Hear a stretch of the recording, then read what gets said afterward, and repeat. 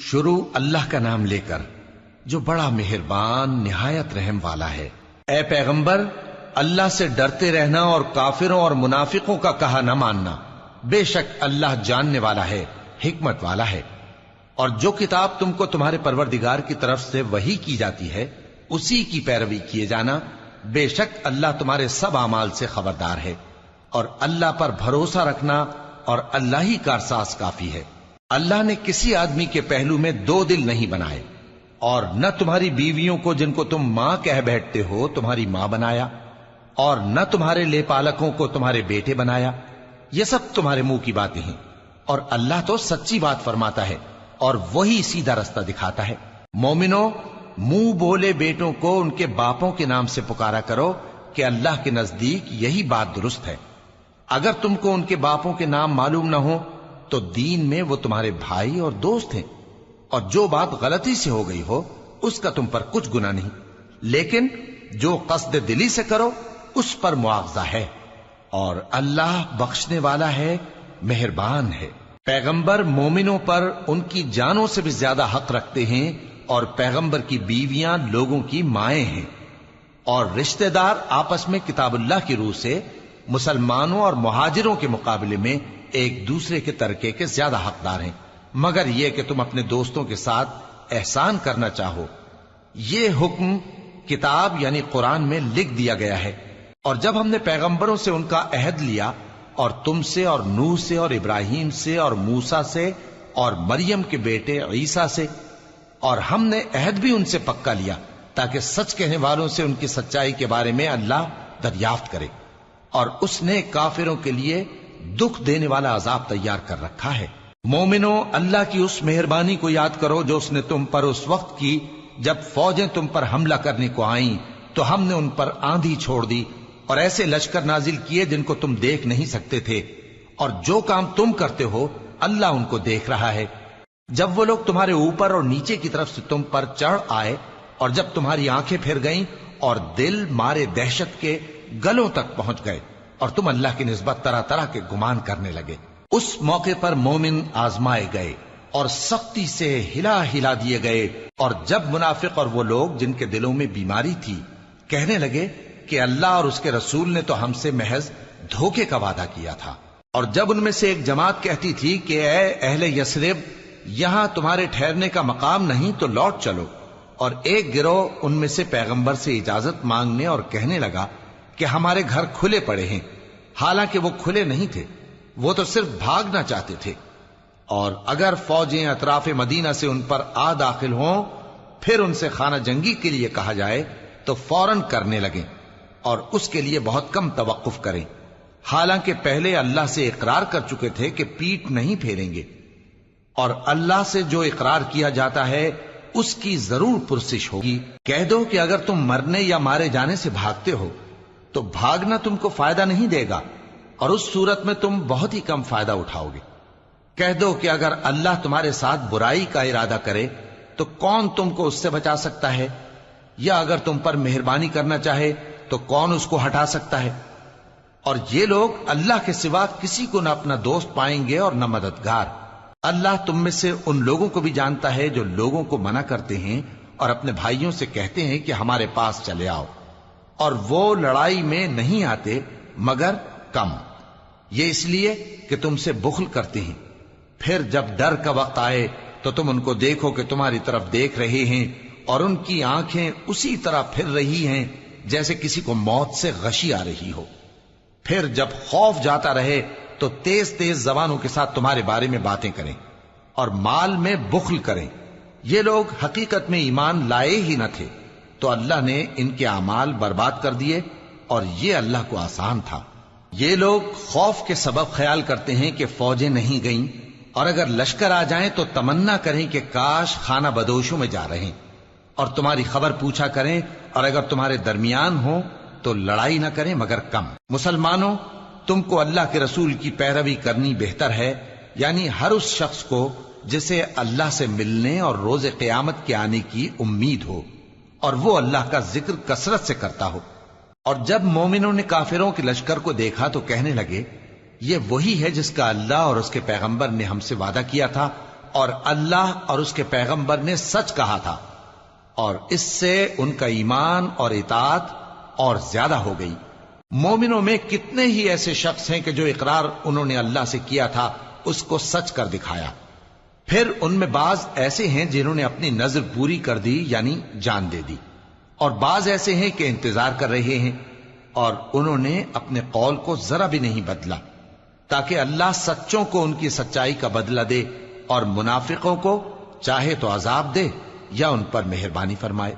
بے شک اللہ بخشنے والا ہے، مہربان ہے۔ اور جو کافر تھے ان کو اللہ نے پھیر دیا،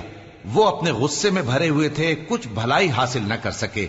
اور اللہ مومنوں کے لیے لڑائی میں کافی ہو گیا، اور اللہ زور آور ہے، غالب ہے۔ اور اس نے اہل کتاب میں سے جن لوگوں نے ان کی یعنی مکے والوں کی مدد کی تھی ان کو ان کے قلعوں سے اتار دیا اور ان کے دلوں میں دہشت ڈال دی، تو بعض کو تم قتل کر دیتے تھے اور بعض کو قید کر لیتے تھے، اور ان کی زمین اور ان کے گھروں اور ان کے مال کا اور اس زمین کا جس میں تم نے پاؤں بھی نہیں رکھا تھا اس نے تم کو وارث بنا دیا، اور اللہ ہر چیز پر قدرت رکھتا ہے۔ اے پیغمبر اپنی بیویوں سے کہہ دو کہ اگر تم دنیا کی زندگی اور اس کی زینت و آرائش چاہتی ہو تو آؤ میں تمہیں کچھ مال دوں اور اچھی طرح سے رخصت کر دوں، اور اگر تم اللہ اور اس کے پیغمبر اور عاقبت کے گھر یعنی بہشت کی طلبگار ہو تو تم میں جو نیکوکار ہیں ان کے لیے اللہ نے اجر عظیم تیار کر رکھا ہے۔ اے پیغمبر کی بیویوں، تم میں سے جو کوئی کھلی ناشائستہ حرکت کرے گی اس کو دونی سزا دی جائے گی، اور یہ بات اللہ کو آسان ہے۔ اور جو تم میں سے اللہ اور اس کے رسول کی فرما بردار رہے گی اور عمل نیک کرے گی اس کو ہم دونا ثواب دیں گے، اور اس کے لیے ہم نے عزت کی روزی تیار کر رکھی ہے۔ اے پیغمبر کی بیویوں،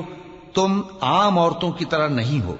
اگر تم پرہیزگار رہنا چاہتی ہو تو کسی اجنبی شخص سے نرم لہجے میں بات نہ کرو، تاکہ وہ شخص جس کے دل میں کسی طرح کا روگ ہے کوئی امید نہ پیدا کر لے،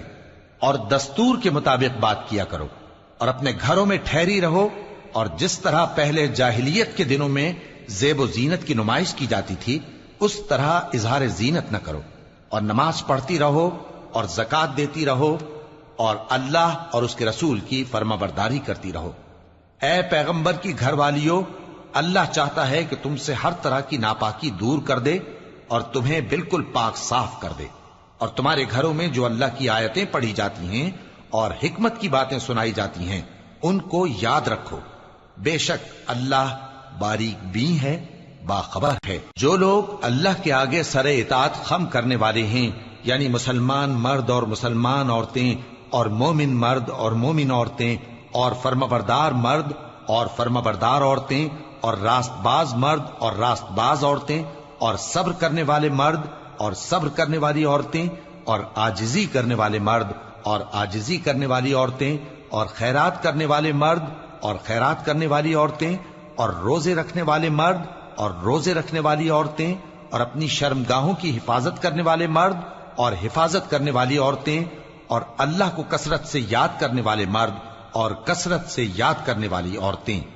کچھ شک نہیں کہ ان کے لیے اللہ نے بخشش اور اجر عظیم تیار کر رکھا ہے۔ اور کسی مومن مرد اور مومن عورت کو حق نہیں ہے کہ جب اللہ اور اس کا رسول کوئی بات طے کر دیں تو وہ اس کام میں اپنا بھی کچھ اختیار سمجھیں، اور جو کوئی اللہ اور اس کے رسول کی نافرمانی کرے وہ بالکل گمراہ ہو گیا۔ اور جب تم اس شخص سے جس پر اللہ نے احسان کیا تھا اور تم نے بھی احسان کیا تھا یہ کہتے تھے کہ اپنی بیوی کو اپنے پاس رہنے دے اور اللہ سے ڈر، اور تم اپنے دل میں وہ بات چھپا رہے تھے جس کو اللہ ظاہر کرنے والا تھا، اور تم لوگوں سے ڈرتے تھے، حالانکہ اللہ ہی اس کا زیادہ مستحق ہے کہ اس سے ڈرو۔ پھر جب زید نے اس سے تعلق ختم کر لیا یعنی اس کو طلاق دے دی تو ہم نے اسے تمہاری زوجیت میں دے دیا تاکہ مومنوں پر ان کے منہ بولے بیٹوں کی بیویوں کے ساتھ نکاح کرنے کے بارے میں جب وہ بیٹے ان سے اپنا تعلق ختم کر لیں یعنی طلاق دے دیں کچھ تنگی نہ رہے، اور اللہ کا حکم واقع ہو کر رہنے والا تھا۔ پیغمبر پر اس کام میں کچھ تنگی نہیں جو اللہ نے ان کے لیے مقرر کر دیا، اور جو لوگ پہلے گزر چکے ہیں ان میں بھی اللہ کا یہی دستور رہا ہے، اور اللہ کا حکم ٹھہر چکا تھا، یعنی ان پیغمبروں میں جو اللہ کے پیغام جوں کہ توں پہنچاتے اور اس سے ڈرتے اور اللہ کے سوا کسی سے نہیں ڈرتے تھے، اور اللہ ہی حساب کرنے کو کافی ہے۔ محمد صلی اللہ علیہ وآلہ وسلم تمہارے مردوں میں سے کسی کے والد نہیں ہیں، لیکن اللہ کے پیغمبر اور نبیوں کی مہر یعنی سلسلہ نبوت کو ختم کر دینے والے ہیں، اور اللہ ہر چیز سے واقف ہے۔ اے اہل ایمان، اللہ کا بہت بہت ذکر کیا کرو اور صبح و شام اس کی پاکی بیان کرتے رہو۔ وہی تو ہے جو تم پر رحمت بھیجتا ہے اور اس کے فرشتے بھی، تاکہ تم کو اندھیروں سے نکال کر روشنی کی طرف لے جائے، اور اللہ مومنوں پر مہربان ہے۔ جس روز وہ اس سے ملیں گے تو ان کا تحفہ اللہ کی طرف سے سلام ہوگا، اور اس نے ان کے لیے عمدہ ثواب تیار کر رکھا ہے۔ اے پیغمبر، ہم نے تم کو گواہی دینے والا اور خوشخبری سنانے والا اور خبردار کرنے والا بنا کر بھیجا ہے، اور اللہ کی طرف اسی کے حکم سے بلانے والا اور چراغ روشن۔ اور مومنوں کو خوشخبری سنا دو کہ ان کے لیے اللہ کی طرف سے بڑا فضل ہے، اور کافروں اور منافقوں کا کہا نہ ماننا اور نہ ان کے تکلیف دینے پر نظر کرنا، اور اللہ پر بھروسہ رکھنا، اور اللہ ہی کارساز کافی ہے۔ مومنوں، جب تم مومن عورتوں سے نکاح کر کے ان کو ہاتھ لگانے یعنی ان کے پاس جانے سے پہلے طلاق دے دو تو تم کو کچھ حق نہیں کہ ان سے عدت پوری کراؤ، بس ان کو کچھ فائدہ یعنی خرچ دے دو اور ان کو اچھی طرح سے رخصت کر دو۔ اے پیغمبر صلی اللہ علیہ وآلہ وسلم،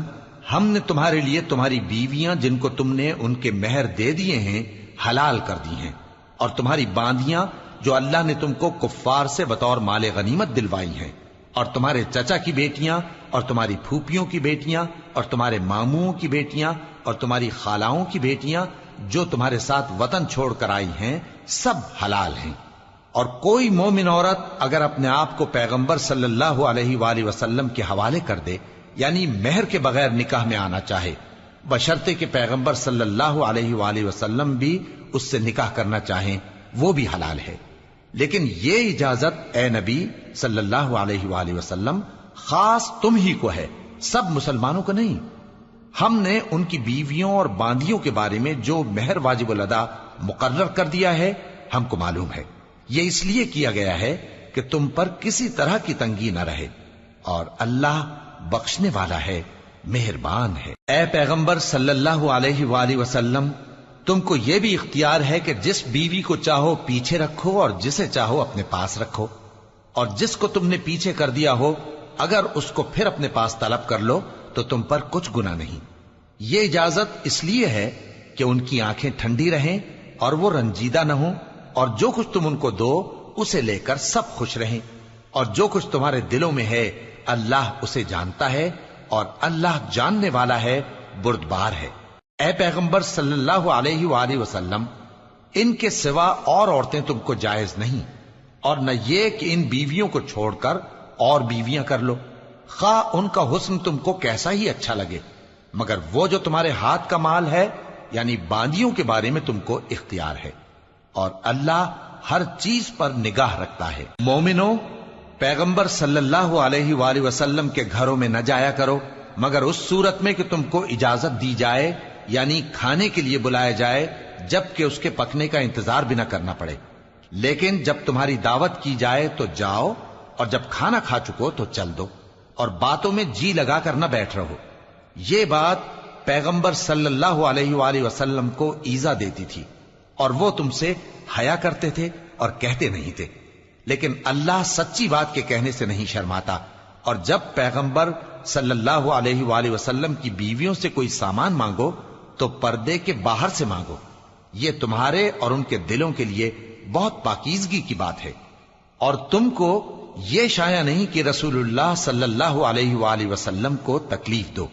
اور نہ یہ کہ ان کی بیویوں سے کبھی ان کے بعد نکاح کرو، بے شک یہ اللہ کے نزدیک بڑا گناہ کا کام ہے۔ اگر تم کسی چیز کو ظاہر کرو یا اس کو مخفی رکھو تو یاد رکھو کہ اللہ ہر چیز سے باخبر ہے۔ خواتین پر اپنے باپ دادا سے پردہ نہ کرنے میں کچھ گناہ نہیں،